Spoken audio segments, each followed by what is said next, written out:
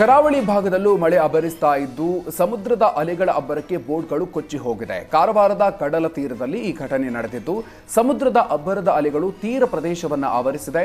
ಅಲೆಗಳ ಅಬ್ಬರಕ್ಕೆ ಮೀನುಗಾರರ ಶೆಡ್ಡುಗಳು, ಬೋಟ್ಗಳಿಗೆ ತೀವ್ರ ಹಾನಿಯಾಗಿದ್ದು ಅರಬ್ಬಿ ಸಮುದ್ರದಲ್ಲಿ 40 ರಿಂದ 50 ಕಿಲೋಮೀಟರ್ ವೇಗದಲ್ಲಿ ಗಾಳಿ ಬೀಸ್ತಾ ಇದೆ. ಸುಮಾರು 4 ರಿಂದ 5 ಅಡಿ ಎತ್ತರಕ್ಕೆ ಅಲೆಗಳು ಅಬ್ಬರಿಸ್ತಾ ಇದೆ.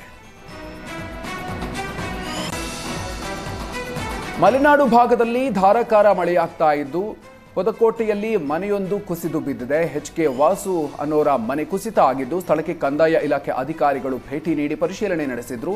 ಅದೃಷ್ಟವಶಾತ್ ಯಾವುದೇ ಪ್ರಾಣಾಪಾಯ ಸಂಭವಿಸಿಲ್ಲ.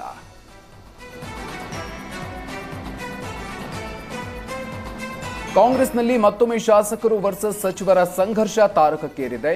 ಹಿರಿಯ ಶಾಸಕ ರಾಜು ಕಾಗೆ ಮತ್ತೊಮ್ಮೆ ಸಚಿವರ ವಿರುದ್ಧ ಗುಡುಗಿದ್ದಾರೆ. ನಾನು ನಿನ್ನೆ ನನ್ನ ಕ್ಷೇತ್ರದಲ್ಲಿ ರಸ್ತೆ ಪೂಜೆಗೆ ಹೋದಾಗ 1 ವರ್ಷದ ಹಿಂದೆ ಇದ್ದ ಪರಿಸ್ಥಿತಿ ಈಗಲೂ ಇತ್ತು. ನಮ್ಮ ಆಡಳಿತ ಚುರುಕಾಗಬೇಕು. ನಾನು ವಿಪಕ್ಷಗಳಿಗೆ ಸಹಾಯ ಆಗುವಂತೆ ಮಾತನಾಡೋದಕ್ಕೆ ಅವರ ಬಂಧು ಅಲ್ಲ.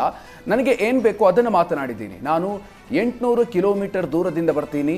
ಸಚಿವರು ಶಾಸಕರು ಕೈಗೆ ಸಿಗಬೇಕು, ಆದರೆ ನಮಗೆ ಸಿಗ್ತಾ ಇಲ್ಲ. ನಮಸ್ಕಾರ ಮಾಡಿದ್ರು ಕೂಡ ವಾಪಸ್ ಮಾಡೋದಿಲ್ಲ. ನಾವು ಪತ್ರ ಕೊಟ್ಟರು ಸರಿಯಾಗಿ ನೋಡೋದಿಲ್ಲ. ಶಾಸಕರಿಗೆ ಬೆಲೆ ಕೊಡದೆ ಮಂತ್ರಿಗಳು ಹೋಗ್ತಾರೆ. ಯಾವ ಪುರುಷಾರ್ಥಕ್ಕೆ ಶಾಸಕರಾಗಿ ನಾವಿರಬೇಕು? IAS ರಾಜೇಂದ್ರ ಕಠಾರಿಯಾ ನನಗೆ ಅವಮಾನ ಮಾಡಿದ್ರು. ಕಠಾರಿಯ ವಿರುದ್ಧ ಹಕ್ಕುಚ್ಯುತಿ ಕೊಟ್ಟರು ಕೂಡ ಕ್ರಮ ಆಗಿಲ್ಲ. ಶಾಸಕರಿಗಿಂತಲೂ ಅಧಿಕಾರಿಯೇ ಹೆಚ್ಚಾಯ್ತಾ ಇವರಿಗೆ ಅಂತ ಸಚಿವರ ವಿರುದ್ಧ ಕಾಗವಾಡ ಶಾಸಕ ರಾಜು ಕಾಗೆ ಆಕ್ರೋಶವನ್ನ ಹೊರಹಾಕಿದ್ದಾರೆ.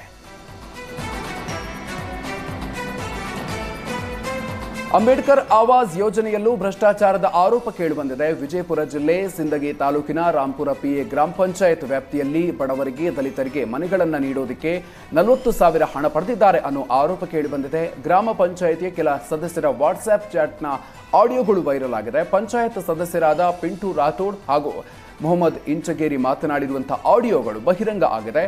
ನಮ್ಮ ತಾಂಡ ವ್ಯಾಪ್ತಿಯಲ್ಲಿ ನನಗೆ ಹೇಳಿಯೇ ಫಲಾನುಭವಿಗಳನ್ನು ಹಾಕಬೇಕು ಎಂದಿರೋ ಪಂಚಾಯತ್ ಸದಸ್ಯ ಪಿಂಟು ರಾಠೋಡ್ ಒಂದು ಮನೆಗೆ 40,000 ಕೊಡುವಂತ ಫೋನ್ನಲ್ಲಿ ಮಾತನಾಡಿರುವಂತಹ ಆಡಿಯೋ ವೈರಲ್ ಆಗಿದೆ.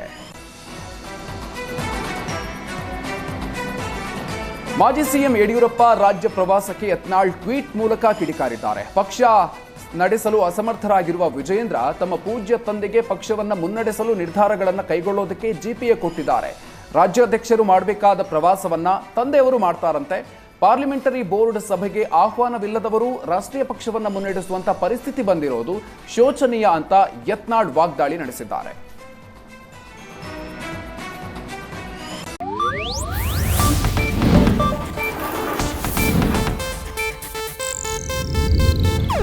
ಇದು ಏಷ್ಯಾನೆಟ್ ನ್ಯೂಸ್ ನೆಟ್ವರ್ಕ್ ಪ್ರಸ್ತುತಿ.